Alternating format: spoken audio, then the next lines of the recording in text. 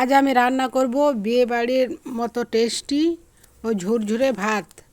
প্রথমে জল গরম হতে দিয়ে দেব।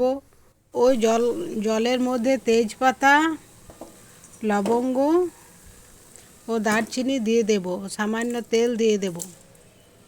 জল ফুটে এলে ওই জলের মধ্যে ধুয়ে রাখা চাল দিয়ে ঢাকা দিয়ে দেব। ভাত ফুটে এলে ফেনাটা যাতে বাইরে পড়ে না যায় তার জন্য উপর থেকে একটা খুন্তি দিয়ে আবার ঢাকাটা দিয়ে দেব।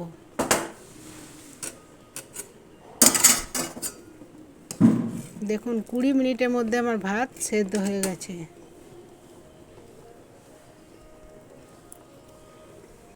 এভাবে ভাত রান্না করলে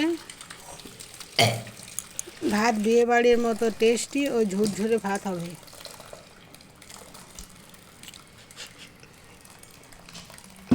এবার মাঠটা আমি ঝেড়ে নিলাম।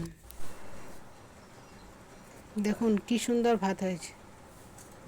আপনারা এইভাবে বাড়িতে ভাত রান্না করে দেখুন।